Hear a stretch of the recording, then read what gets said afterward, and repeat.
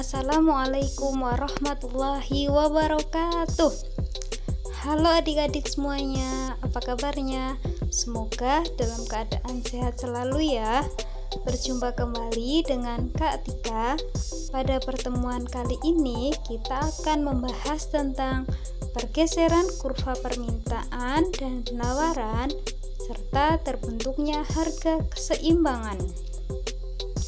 Nah, pada pertemuan pertama, kita sudah membahas tentang permintaan dan penawaran. Ada banyak banget ya, ada pengertian, ada faktor yang mempengaruhi, ada jenis-jenis permintaan, dan lain sebagainya. Sudah paham semua kan? Nah, kalau sudah lebih dalam tentang pergeseran, kita harus tahu nih perbedaan antara pergeseran dan pergerakan. Pergerakan terjadi di sepanjang kurva. Jadi dalam satu kurva itu kalau titiknya bergeser itu yang namanya pergerakan. Sedangkan pergeseran terjadi perpindahan kurva. Misalnya nih dari kurva yang biru pindah ke kanan atau ke atas jadi kurva yang merah, atau ke bawah ke kurva yang merah juga, itu namanya pergeseran. Lihat ya, kalau pergerakan itu sepanjang kurva, yang berubah cuma titik-titiknya doang. Kalau pergeseran itu benar-benar pindah tempatnya. Seperti itu ya. Kemudian pergerakan terjadi karena perubahan harga barang itu. Jadi yang berubah itu cuman harga barang itu sendiri doang kalau pergerakan. Sedangkan kalau pergeseran terjadi karena adanya faktor lain. Nah, faktor-faktor yang mempengaruhi permintaan ataupun faktor yang mempengaruhi penawaran itu kan ada banyak banget ya. Nah, ketika faktor itu berubah, maka bisa menyebabkan pergeseran kurva permintaan atau penawaran. Nah, yang pertama kita ke kurva permintaan terlebih dahulu. Pergeseran kurva permintaan terjadi dalam kondisi harga barang dan jasa tersebut tetap. Yang berubah hanya faktor-faktor lain. Ini kebalikan dari ceteris paribus ya. Kalau ceteris paribus yang berubah itu harga barang itu sendiri, sedangkan kalau pergeseran kurva yang berubah adalah faktor-faktor lain.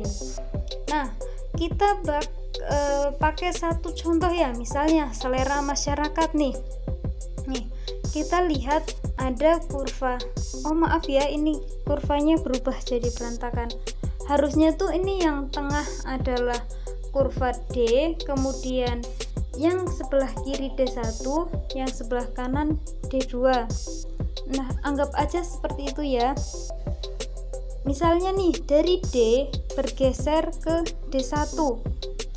Hal ini terjadi misalnya harga es tetap. Nah, selera masyarakatnya berubah. Perubahannya terjadi ketika musim kemarau. Kalau musim kemarau itu kan panas ya, maka permintaannya akan meningkat sehingga kurvanya akan geser ke kanan atau ke atas. Nah, sebaliknya bila pada musim penghujan, maka orang-orang nggak mau konsumsi es karena cuacanya dingin, kan nggak enak ya kalau makan es ya, maka permintaan esnya akan menurun. Nah, maka kurvanya akan berpindah ke bawah atau ke kiri. Nah, jadi bisa dilihat ya, dari D ke D1, D1 tuh yang atas ya, ini salah. Itu terjadi karena adanya kenaikan permintaan. Sedangkan kalau D ke D2 itu terjadi karena adanya penurunan permintaan. Nah, faktor yang mempengaruhi permintaan itu kan ada banyak banget. Nah, kemudian saya ringkas nih jadi seperti ini. Yang pertama, harga barang substitusi. Ini salah penulisan ya, harusnya substitusi. bukan subsidi. Masih ingat kan ya materi di KD1? Barang substitusi itu barang yang saling menggantikan. Misalnya teh dengan kopi, apel dengan jeruk. Nah, ketika misalnya kita lagi bahas harga jeruk nih, kalau harga barang substitusinya naik, kalau harga apelnya naik, maka kurva permintaannya akan bergeser ke kanan. Kalau harga apelnya naik, orang-orang pasti milihnya jeruk, sehingga permintaan jeruk akan naik atau bergeser ke kanan. Sebaliknya, kalau harga apelnya turun, orang-orang milih beli apel, sehingga permintaan jeruknya akan turun atau bergeser ke kiri. Kemudian harga barang komplementer.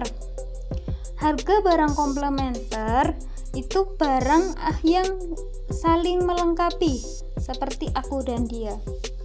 Nah, harga barang komplementer contohnya teh dengan gula, itu kan saling melengkapi ya. Nggak bisa kalau cuman dipakai teh-teh doang atau gula-gula doang. Jadi kalau misalnya harga tehnya naik, orang-orang kan akan males buat beli gula juga, wong tehnya naik, ya udah nggak usah beli gula, maka permintaannya tuh akan turun atau bergeser ke kiri. Sedangkan kalau harganya turun, orang-orang pasti pengen beli, sehingga permintaannya akan naik atau kurvanya bergeser ke kanan atau ke atas. Kemudian faktor pendapatan. Kalau pendapatannya banyak, punya uang banyak, pasti pengen beli, maka kurvanya akan bergeser ke kanan atau naik. Sebaliknya, kalau harganya turun, maka kurvanya akan geser ke kiri, permintaannya akan turun. Nah, kemudian selera masyarakat, tadi udah kita bahas ya, yang pakai contoh S itu ya. Terus jumlah penduduk. Kalau jumlah penduduknya naik, orangnya banyak, pasti kebutuhannya juga makin banyak kan. Nah, maka permintaannya akan bergeser ke kanan. Kalau jumlah penduduknya turun, pasti permintaannya dikit, jadi akan bergeser ke kiri. Kemudian prediksi atau ekspektasi konsumen tentang harga barang itu. Kalau prediksinya harga barangnya bakal naik, maka kurvanya akan bergeser ke kanan, permintaannya akan naik. Kalau harganya mau naik kan ya udahlah beli sekarang aja sebelum naik gitu. Terus kalau harganya bakal turun, permintaannya akan bergeser ke kiri atau mintanya sedikit, aku belinya nanti aja lah, nunggu harganya turun, seperti itu. Seperti itu ya untuk pergeseran kurva permintaan. Sudah paham semua ya? Pergeseran kurva penawaran juga disebabkan karena adanya perubahan pada faktor-faktor lain selain harga. Nah, faktor yang pertama, harga barang terkait. Kalau harga barang yang terkait tersebut naik, maka kurvanya akan bergeser ke kiri. Sedangkan kalau harga barang terkaitnya turun, maka kurvanya akan bergeser ke kanan. Kemudian biaya produksi. Jika biaya produksinya turun, pasti perusahaan nggak bisa memproduksi terlalu banyak, sehingga produksinya akan menjadi sedikit, sehingga kurvanya bergeser ke kiri. Sedangkan kalau biaya produksinya turun, produsen akan memproduksi lebih banyak barang, maka kurvanya akan bergeser ke kanan. Kemudian teknologi. Kalau ada mesin baru yang lebih canggih, produksinya bakal bergeser ke kanan atau lebih banyak. Kemudian kalau ada kerusakan mesin atau teknologinya turun gitu, produksinya akan berkurang atau bergeser ke kiri. Jumlah produsen. Kalau semakin banyak produsen, itu kan berarti barang yang dihasilkan makin banyak ya. Maka kurva penawarannya akan ke kanan. Kalau sebaliknya, kalau produsennya turun atau sedikit, maka kurva penawarannya kan bergeser ke kiri. Kemudian pajak, kalau dikenai pajak pastikan akan menambah biaya dari produsen tersebut, maka memproduksinya juga makin sedikit. Kalau pajaknya diturunin, biayanya yang dikeluarin kan makin dikit nih, jadi bisa semakin banyak memproduksi. Sebaliknya kalau subsidi itu kan berarti bantuan ya, kalau dapat bantuannya naik, itu kurvanya bakalan bergeser ke kanan. Sedangkan kalau subsidinya turun, bakal bergeser ke kiri. Lanjut ya ke proses terbentuknya harga keseimbangan. Nah, apa sih harga keseimbangan? Harga keseimbangan itu adalah harga yang terbentuk saat jumlah barang yang diminta sama dengan jumlah barang yang ditawarkan. Namanya juga seimbang ya. Kalau seimbang itu ya harus sama jumlah yang diminta sama yang ditawarkan. Kemudian harga keseimbangan atau equilibrium, biasanya singkatannya E ya, terjadi di titik potong antara kurva permintaan atau demand D dan kurva penawaran atau supply S. Nah, nih bisa kita lihat di sini ya. Yang hitam titik D, yang S merah itu adalah supply. Sedangkan E atau equilibrium itu adalah titik keseimbangan. Nah, harga keseimbangan kalau di dunia nyata itu adalah harga kesepakatan antara penjual dan pembeli. Nah, kalau misalnya di pasar-pasar tradisional ya, bisa kita lihat orang-orang masih melakukan tawar-menawar. Harga kesepakatan mereka itulah yang disebut dengan harga keseimbangan atau harga pasar. Nah, kalau kita gambarkan pakai kurva seperti ini ya bentuknya ya. Nah, misalnya nih, ketika barang itu dijual dengan harga 5.000, maka barang yang diminta harga 5.000 nih ya, D-nya 30. Nah, sedangkan supply-nya ada 102. Maka surplus atau kelebihannya adalah 72. 72 dari mana? 100 dikurangi 30. Kemudian kalau harganya turun nih jadi 4.000, maka kalau harganya turun kan jumlah yang diminta akan naik ya, naik jadi 48. Baliknya kalau harganya turun, jumlah yang ditawarkan juga akan turun jadi 84. Nah, yang ditawarkan sama yang diminta itu masih lebih banyak yang ditawarkan, maka ini disebut surplus. Surplusnya berapa? 84 dikurangi 48, 36. Kemudian kalau harganya 3.000, nah jumlah yang diminta 66, yang ditawarkan sama juga 66. Nah, di titik inilah disebut titik keseimbangan atau harga keseimbangan. Harga keseimbangannya berapa? 3.000. Lalu kalau misalnya harganya turun lagi nih jadi 2.000, yang barang yang diminta ada 48. Harga yang barang yang diminta ada 84, balik. Kemudian yang ditawarkan cuma 48. Kalau mintanya 84 tapi adanya cuma 48, berarti apa? Kurang, iya, kekurangan atau shortage. Nah, shortage-nya ini ada 36 kg. Nah, kemudian kalau harganya turun lagi nih jadi 1.000, maka yang diminta ada 102. Lalu yang ditawarkan makin kecil nih, ada 30. Maka kurangannya berapa? 102 dikurangi 30, kurangannya 72. Oke, seperti itu proses terbentuknya harga keseimbangan. Nah, tadi kan kita udah bahas proses pergeseran kurva permintaan, proses pergeseran kurva penawaran, dan harga keseimbangan. Lalu, coba deh sekarang, bagaimana sih pengaruh atau dampak dari pergeseran kurva tersebut terhadap keseimbangan pasar? Nah, kita akan bahas setelah ini ya. Nah, kita mulai dari sini ya. Coba perhatikan kurvanya nih. Pada awalnya keseimbangan ada di titik E dengan harga P dan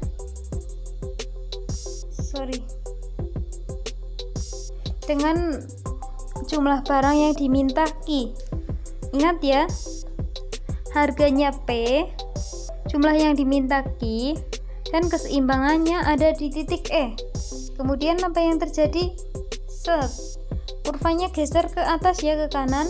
Kemudian saat jumlah barang yang diminta bertambah, kurva permintaan bergeser ke kanan. Tadi di sebelahnya ada D, sekarang geser ke kanan jadi D1, sehingga titik keseimbangannya juga bergeser dari titik E ke E1, seperti itu. Kemudian apa yang terjadi lagi ya? Nah, perubahan tersebut menyebabkan harga bergeser dari P ke P1 dan barang yang diminta juga bergeser dari Q ke Q1. Kalau keseimbangannya berubah, maka harganya juga berubah dari P ke P1. Jumlah barang yang dimintanya juga berubah dari Q ke Q1.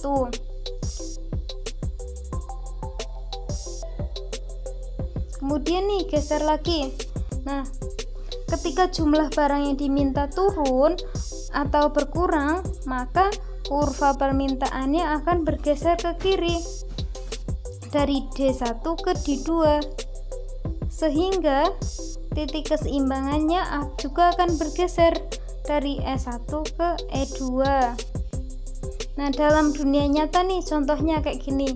Misalnya jumlah baju yang ditawarkan tuh tetap, kemudian permintaan terhadap baju itu turun, maka harga keseimbangan baju tersebut juga akan ikutan turun menyesuaikan dengan permintaan baju.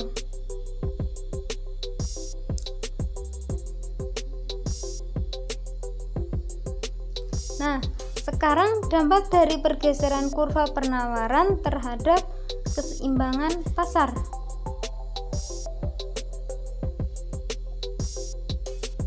Oke, kita lihat dulu ya.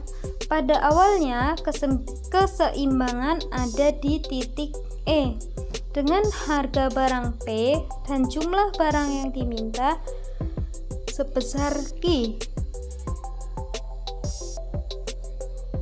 Kemudian pada saat jumlah barang yang ditawarkan bertambah, nih barang yang ditawarkan bertambah ya, kurva penawarannya akan geser ke kanan, tadinya S ke S1, kemudian titik keseimbangannya juga akan berubah dari E ke S1.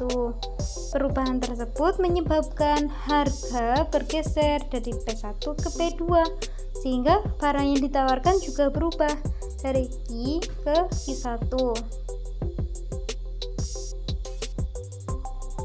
Kemudian saat jumlah barang yang ditawarkan berkurang, kurva penawaran juga akan bergeser ke kiri dari D1 ke D2, sehingga titik keseimbangannya juga akan bergeser dari E1 ke E2.